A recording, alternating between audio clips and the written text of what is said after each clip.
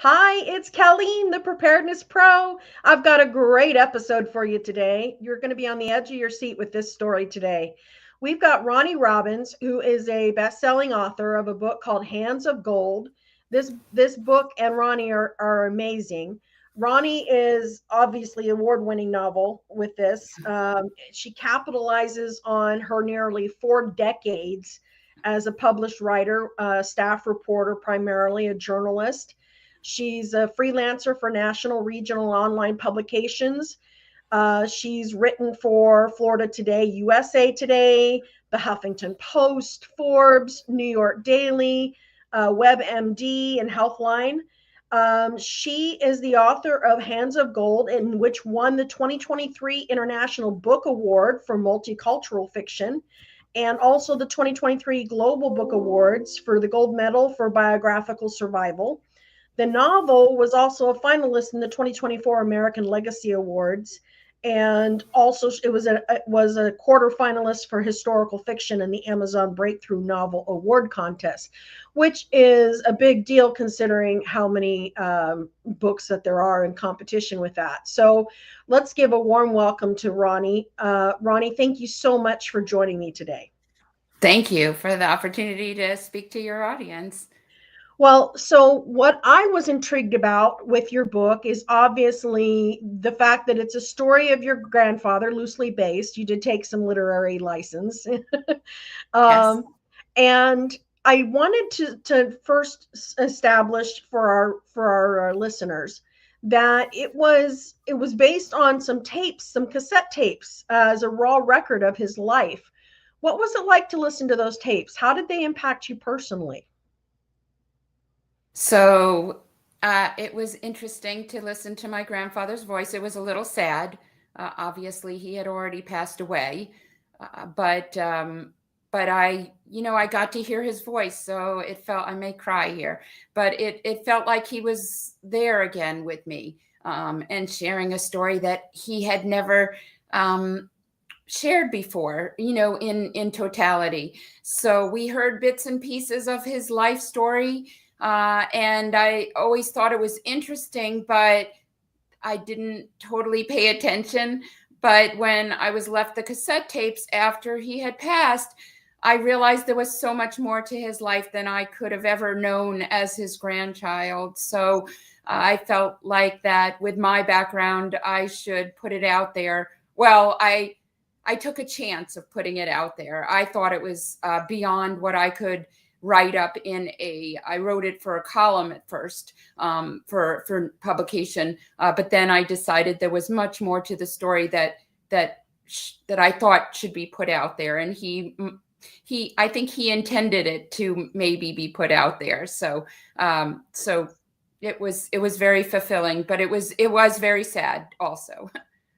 Well, it sounds like your risk paid off, that it's been widely well received. Your grandfather's story in Hands of Gold spans decades and continents and unimaginable challenges, which we'll get into. What qualities of self reliance and grit do you think helped him survive such turbulent times? Well, he was a farmer. I think that really played a big role in being a hardworking person, understanding get up early, work till you drop, and just that he was used to being out in the elements, and he was used to being on his feet all day. So I think that those characteristics that he developed in his profession, in his job, that the family were all farmers. I think that really set him up for that survival that he was going to have to endure later on. So I do. That's my take on it. So, before we get into some of the specifics, like the health issues and the financial struggles and such, how would you summarize Sam's story? So he was just an ordinary farmhand who traveled across countries to find a better life for himself in America. And along the way, he contracted tuberculosis, which is still the largest infectious disease killer in the world. And he had to deal with that. He was told he was terminal at 26 and he lived till 86. So he was a clinical trial patient for streptomycin, which is still used today, or paved the way for the medicines that are used today to treat the illness. He was involved in a workplace shooting spree while rehabilitating from tuberculosis. He had 5 children. He lost one. He lost all of his family in the Holocaust, most of his family in the Holocaust. So there's that story that's part of this. He and his wife was the breadwinner at a time when women were not breadwinners, and she had to take care of the family when he was in and out of the hospital. A story of survival and like you said, grit that we can all learn from, I think. And there's other aspects of the story too, but those are some of the highlights.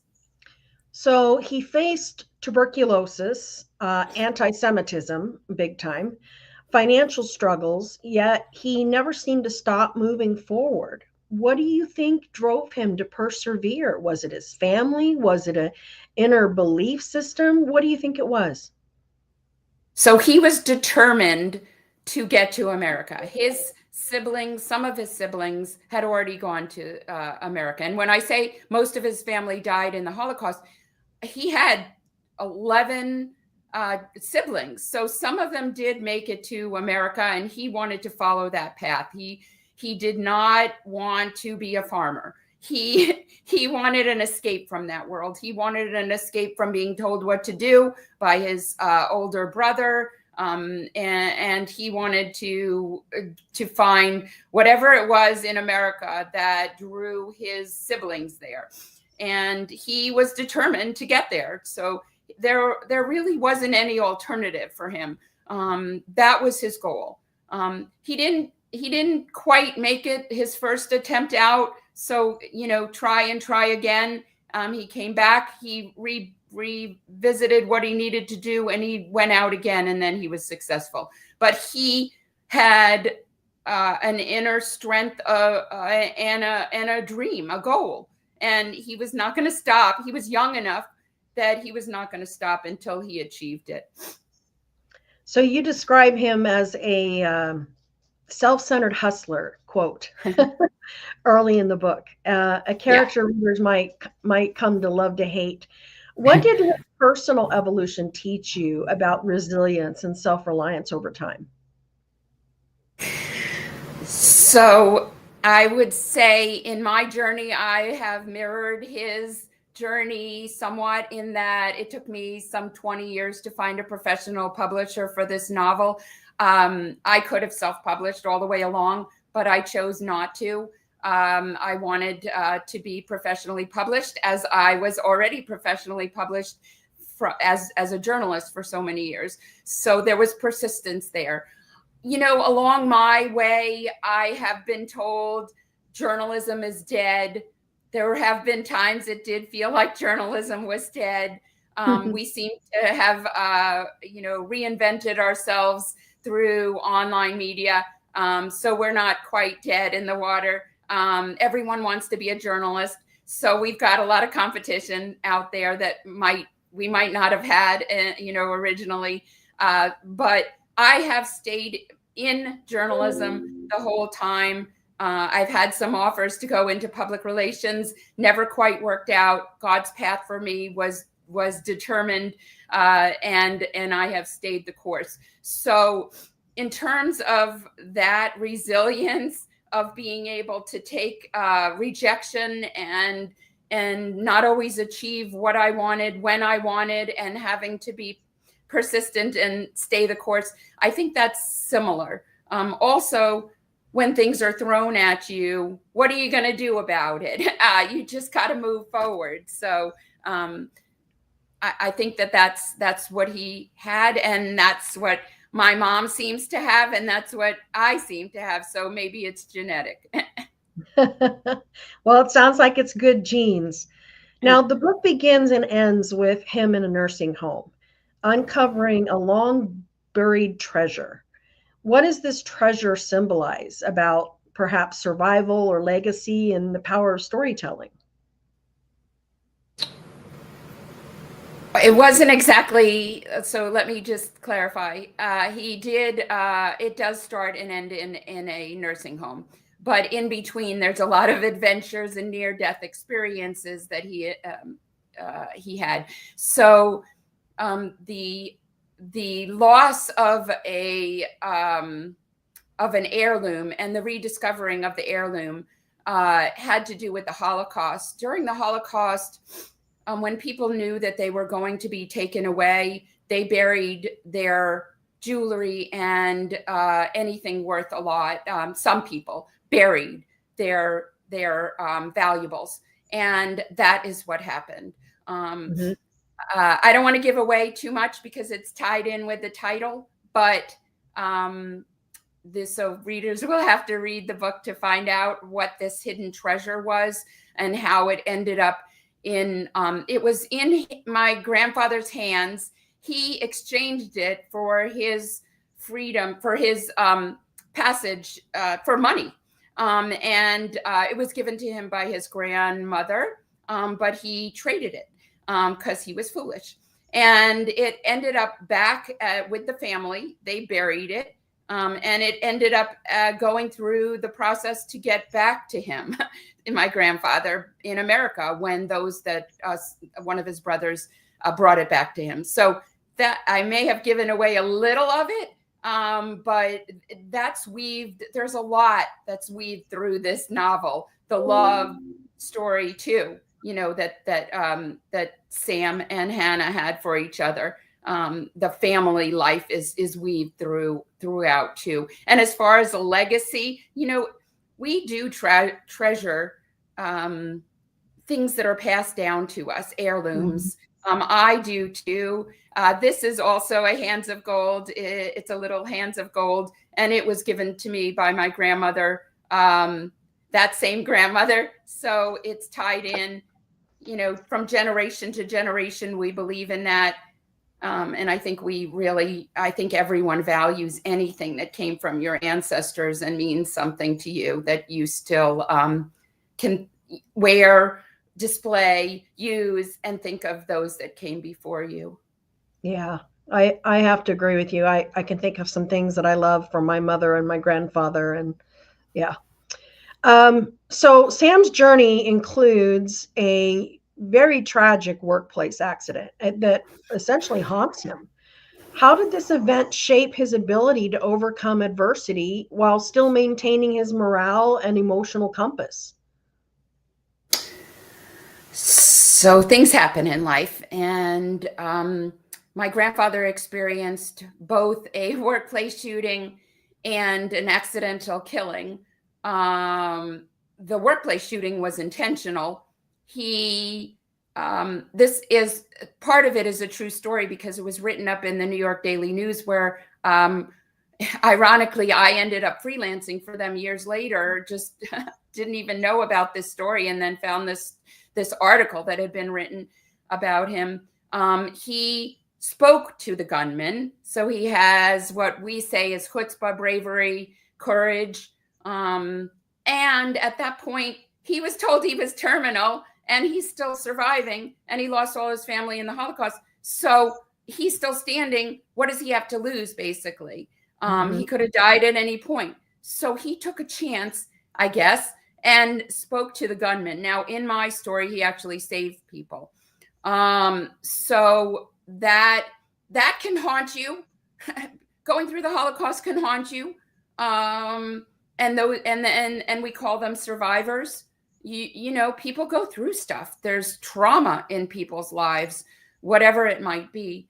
And there was also a accidental killing, and he had to deal with that in his mind. So how do you persevere? You just do. You figure out a way. I mean, you can dwell on all the bad things that have happened to you, all the bad situations you find yourself in, or you can move on. And he chose to move on. I find that my mom chooses to move on. They just had flooding in Asheville. She had COVID and poison ivy at the same time. What are you going to do? Is her reaction. And she giggles through it. So I don't know how she does it. I don't know how people do it. Many of us just whine when we get any one of those things. But again, you have to, what's your alternative, right? Right. So he struggles, the struggles that I am aware of mirror some challenges that we face today, such as displacement, financial hardship, and definitely uncertainty. How do you think that his mindset and approach to life can inspire people to be more self-reliant specifically? So I think that my grandfather knew his strengths. He knew his strengths. His strengths were working with his hands. His strengths were that he was able to find the right people along the way, or know who the right people were along his journey to turn to when he needed help. So for him, he turned to the Jewish community. For me, something goes on, I might turn to a woman faster than I would turn to a man, a woman with kids. I think you just have to be intuitive about, survival. I think we all today are very conscious of shooting, I know I am. Maybe, I'm aware that that my synagogue can be targeted, and I'm the usher at my synagogue. So I have to be wary of something that just doesn't seem right. And he had that ability. And I think that when the going gets tough, you got to depend on yourself. There's nobody that's going to help you but you. So you got to, think fast on your feet. And, if it doesn't work out the first time, try and try again, I think, are some of the messages that my grandfather relayed, that don't let obstacles get in your way, and, to find the right people to help you. And I think it's okay to ask for help. They were on welfare for a while. But, in the end, the goal was to be able to support the family with through their own means. So I think we just shouldn't give up so easily. I think people give up so easily. But there are two types of people: those where the going gets tough, they get going, and those that just, just Crumble. leave. Yeah, they can't function. So what role do you think that his spiritual preparedness played in his survival? Obviously, he was a learned man. He studied, he practiced his faith. He believed in God. So I think he probably prayed a lot, and, was guided by a higher force in the world to accomplish his goals. But I do believe he prayed. He prayed he wouldn't, he prayed that he could make it through. He prayed that he wouldn't, that the rain would stay away, or the cold would stay away, or he would find a way to make his journey happen.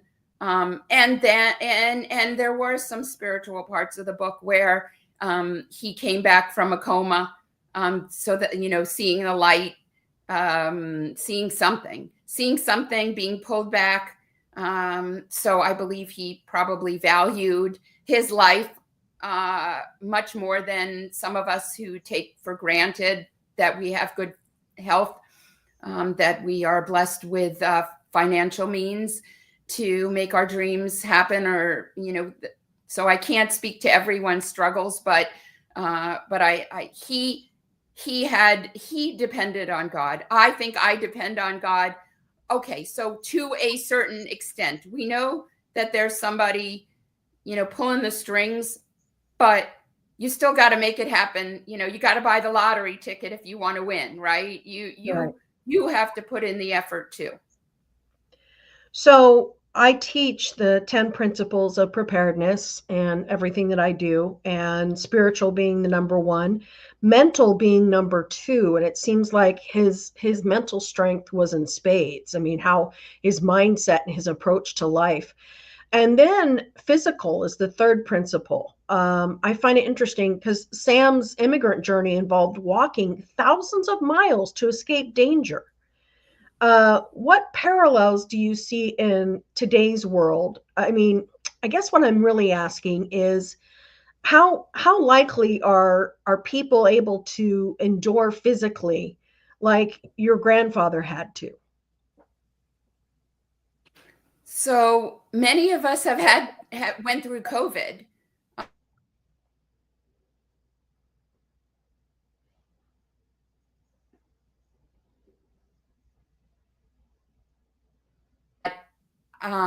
I lost 5 pounds in a week, which is great, but not that way. You know, you don't want to do that. I nothing tasted good. And then I must have taken too much zinc, and I fell. I won't tell you all the other details of that, but my blood sugar dropped. I fell. I didn't hit my head, but I had to go to urgent care. I couldn't walk really well. I was by myself. I did call my husband, but I was able to get to urgent care by myself. Nothing was broken, thankfully. I didn't hit my head, like I said, but my back was messed up. My spine was probably messed up. It was painful. And I persevered because what's the alternative? I want to be able to walk. I have work to do. You know, so my children are grown. So what, I don't know that they were home, but, you know, COVID was hard. COVID was something we weren't used to. My grandfather being on his feet all day, he was used to being on his feet all day. But he pushed past the pain. He talks about pushing past the pain. You know, he took shoes, he took extra shoes, he took extra socks, he took extra pants, and he slept in abandoned barns. He depended on the goodwill of strangers that he determined were friendly. I don't know exactly how he determined. I think maybe they might have given off being Jewish, or just, you know, like I said, maybe it was, they just seemed they were okay. So he trusted and he did well. But being on his feet all day was something he was used to more than many others because he was out in the farm all day. So that he was able to persevere through the pain, push past the pain. Yeah. Well, he lost a grown son to leukemia, as you mentioned, and then survived what was deemed to be terminal TB, both devastating health challenges that he was exposed to in his life. What role do you think that his mental strength played in overcoming some of these greatest hardships of grief? I mean, grieving his own life that he was told was going to be cut short, grieving the life of his grown son that he lost. He explains it in the novel that sometimes when you have a cupcake, the chocolate side, you might drop it and the chocolate side goes down, right? So that's the end of the cupcake. And sometimes, 2-second rule, it lands right side up. And that was sort of his philosophy on life, was there are good days and there are bad days, and you hope that there's more good days than bad days. And like I said, he was able, he had that kind of guilt about, you know, and he had to deal with everything that anyone else would have to deal with. With his family, who all perished in the Holocaust, there but for the grace of God go I. Should he have done more? Why wouldn't they listen to him? It could, you know, like it could have been him. He tried, you know, and he had to live with the fact that he didn't maybe try hard enough. In terms of losing a grown son to leukemia, I don't know exactly how I didn't explore all his thoughts in the novel. Obviously, he wishes that the child had made it through to his end. It's not something that he wanted, that anyone wants to do, bury a child. It's not the way to go. He talks about that, but it's not what, it's not, we're supposed to live a long life. They're supposed to live beyond us. Our children. So he did talk about that. But as far as him, he was able to put it all into perspective that this was the plan somehow. And what is, how do we push past? So he grieved and he moved on, but it was always there. It was always there, under the surface. And it is there at the beginning of the novel. For sure, that his grown son never got to see him, at that point when he was at his, when he was also anticipating that his wife would die, meaning the main character's wife would die. So the son couldn't be there when his mother died, or when she was, ill. It's not the way that it's supposed to be, but it is the way that this happened, and he had to deal with it. Now, this book actually tackles anti-Semitism, a topic that is still relevant today, as you know. How did his experiences influence his ability to endure and adapt? How do you adapt, even in the face of hatred?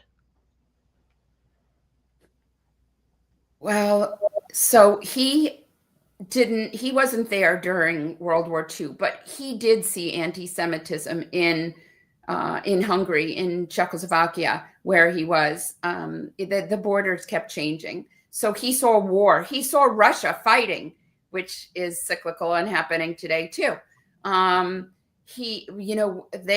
What's going on in Israel is a reminder that we think we've come a long way, but we haven't. Hatred in the world exists. Anti-Semitism has risen in my lifetime. I didn't grow up with it. I didn't know it was there. It was bubbling under the surface of my life. I felt very blessed that I never had to experience it, but what's going on in Israel brought it home to me. I have seen where we have beefed up security at our synagogues. In our Jewish community, I am part of that security as the first face that people see in my synagogue as I greet them when they enter on our Sabbath. So I have been part of the security updates, and I've trained a little bit to understand the mind of a killer, which whoever wants to deal with that. I think schools have to deal with that. The school shootings. There was one yesterday, I believe. So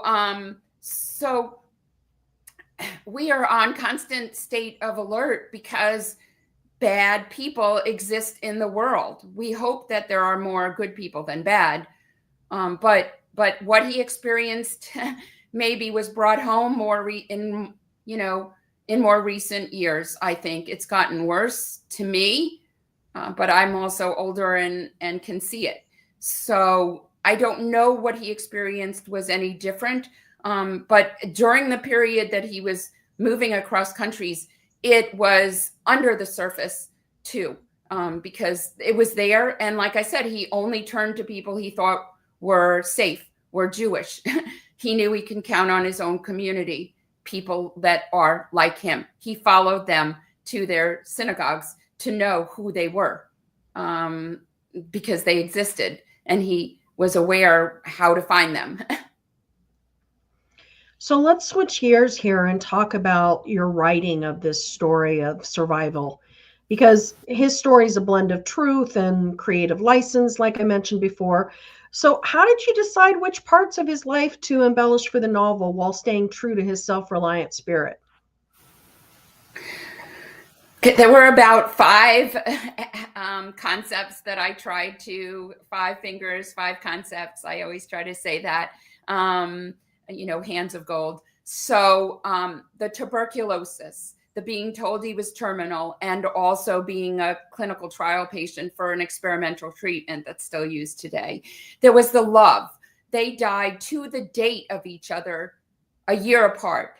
Love, romance, the strength of that relationship, where she was the breadwinner at a time when women were not.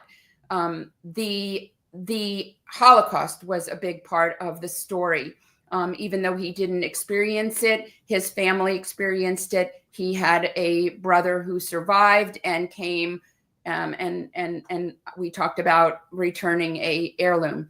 And then the workplace shooting spree.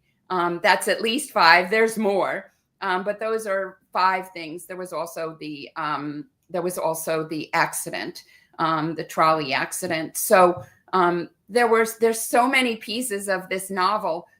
There were so many interesting things that I built the novel around that I don't know if I could narrow it to one, but I knew it started out with the romance. I thought it was romantic that they would, as morbid as that is, that they would die on the same date of each other a year apart. And it worked into the idea of 1 year of mourning. After somebody in our religion dies, you do a year of mourning, and it's marked in a symbolic way after that year. I'm doing it now for my dad, who passed this past year. So I worked all that in. I worked in because I'm knowledgeable about my own Judaism, different spiritual parts, the sun setting, the Sabbath beginning, I made use of all of that to, but those were some of the items that really sparked my interest in writing this and sharing it with the world, and thinking that maybe they would find some relevance to it too. Why do you think that The Hands of Gold has resonated so deeply with readers? I mean, it's earned multiple awards. What do you think makes his story so universal? I think anyone who struggled, I think people like to read about people who struggle because it makes their life look so easy. And they can learn a lot from it and appreciate their own life and the blessings that they have. I think any ethnic families can relate to this story because, and certainly any Jewish readers can relate to the story, because my family is their family in different forms. They have somebody that reminds them of different characters. They can pinpoint a character and say, "Oh my gosh, that's my Uncle Joe." Oh, my grandfather was just like that. I think that it resonates with readers because of the history, because we appreciate learning about the past, and I think that they walk away from the book touched, that by the characters. They become part of my family. My family becomes part of their family when they're reading the book, and they may walk away inspired. They should walk away inspired and appreciative of all that those who went before us developed in their life, and how they paved the way for the freedoms that we have today here, whether it's in America or just all the technological advances. None of that can happen unless somebody before us does the grunt work to make it happen. So, that being said about having somebody go before us, you're talking legacy now. Did writing The Hands of Gold change your perspective on your own resilience? I don't think yes and no. Okay. So, I thought I had gotten some 200 rejections, but one day I counted them because I kept every little piece of paper. Because back then when I started, it was written. You sent your manuscript in an envelope, and they wrote you back in a letter or an email. I might have printed out the emails too, of rejection. So I counted, and there were 50. That takes resilience to say, next. I only need one yes. I can. All right, fine. You're not interested. After a while, I was so used to a rejection that when the acceptance came, I had to do a double take. I almost read the note as a negative. And then I was like, wait, you're not rejecting me, you know? So it took a while to accept that. So the resilience is that I pushed past the no's. I pushed past the fact that at any point I could self-publish, but I wanted to get, make it to the finish line, in my opinion, and get weeded out, go through the slush pile, make it through to, and the awards. So that was my resilience. But as far as legacy, this is a legacy that I'm leaving my family, leaving my children, family that knew my grandfather, say I captured his story. They didn't know about all of this. They didn't know about the cassette tapes. I was one of the rare few that got those cassette tapes. So it was all meant to be, in my opinion, that I should, push past and get to this finish line, and put it out there. But I hope that I'm both capturing his legacy and my legacy. I think I'm known now as an author. I wasn't before. So I was more, the writer. Now I'm more, people say, author more. So, I've enhanced my legacy in this way. Now, you've said that the book has relevance to current wars like Russia, Ukraine, and Israel and Hamas. Can you expand upon that relevance? Sure. So, like I said in the beginning of the book, when my grandfather was still in Europe, the borders were changing. He was in Czechoslovakia, Hungary. The borders kept changing. Czechoslovakia, Hungary, and then Russia was fighting with Ukraine. And all these areas became Ukraine, and Russia was fighting and trying to get land, and so the borders kept changing. And so by the end, where he grew up is probably considered Ukraine now. So, and the same thing with my grandmother in Romania. All the borders kept changing. So that was what's going on. And now Russia and Ukraine are fighting again. So, and then in terms of Israel, well, the anti-Semitism, the mini Holocaust that happened on October 7th, a year ago, 2023, is a reminder of that same experience that people went through in the Holocaust, that just hatred and killing for no reason other than the fact that the people there are Jewish. And so you can argue or, understand it different ways. But for innocent children and families to be rounded up yet again, to be slaughtered, and when they're just trying to live their lives in peace. Now, what's happened since then is all unfortunate, that those hostages are still not returned. But those children are my children. Those people are my people. So what went on in the Holocaust is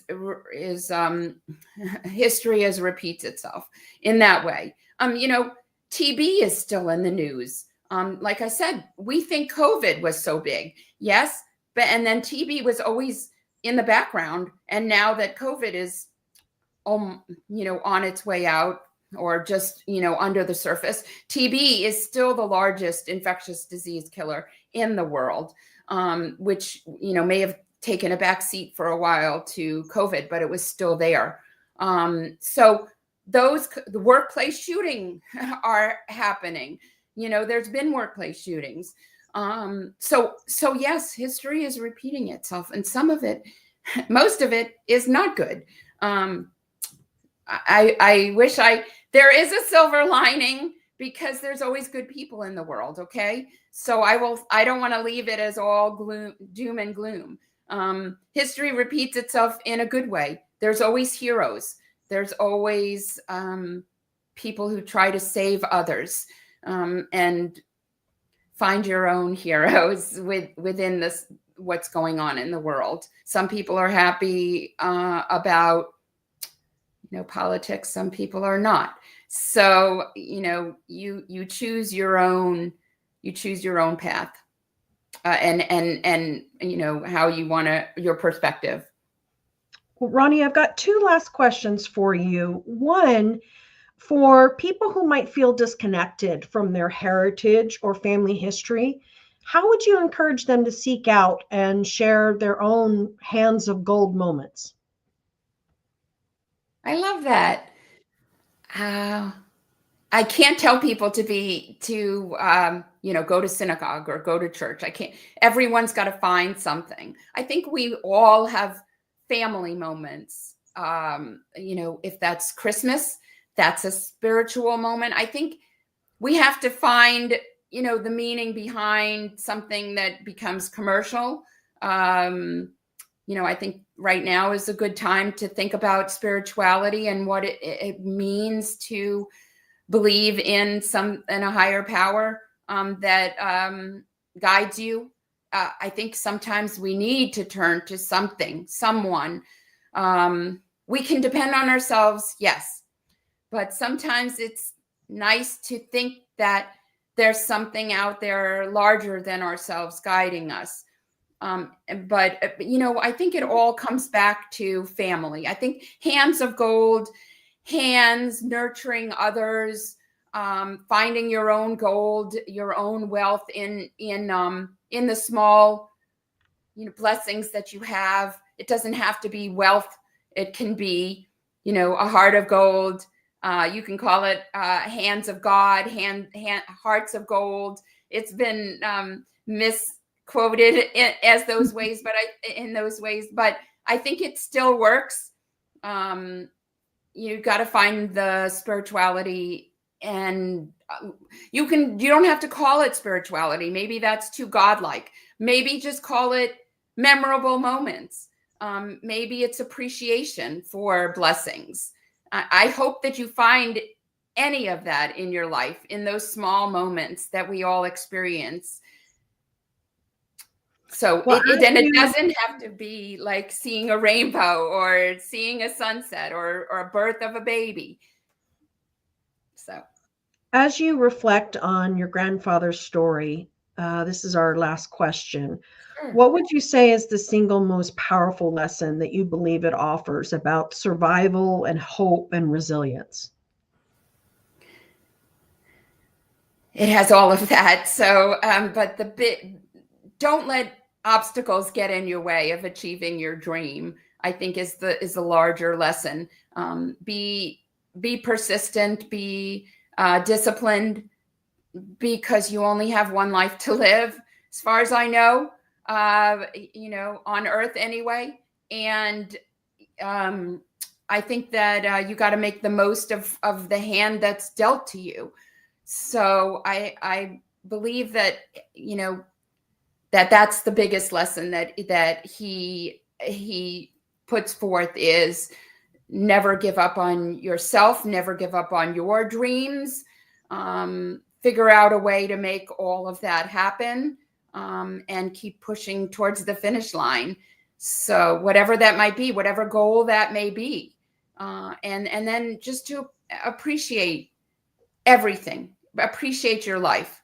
You're here for a reason. Figure out what that is, and let the world know it in some way, I guess, or even if it's just through your family, through the legacy that you leave your family. That's way more than one thing. I'm sorry. Are you figuring out what your purpose is? It's clear. It's pretty clear. It's what, I'm supposed to write. I enjoy writing. I've been doing it. I've been having the opportunity. The signs seem to be pointing in that direction.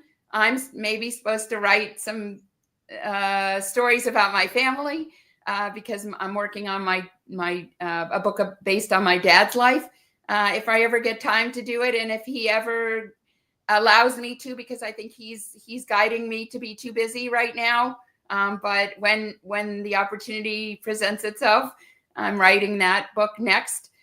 So, oh yeah, that's my legacy. Is whether I didn't know it was going to be novels, but maybe that's it. My articles. No, my path is clear, and it hasn't really wavered too much. So That's wonderful. Well, Roni, thank you very much. Folks, if you would like, you can find Hands of Gold on Amazon. Again, Roni Robbins, that's Roni, Roni Robbins. And I hope that you'll enjoy the book as I've been enjoying it. Roni, thank you so much for your time today. thank you. We hope that that you have a wonderful new year and that all goes well for you in the future. Thank you. You too. All righty. Appreciate it. Bye-bye. Bye.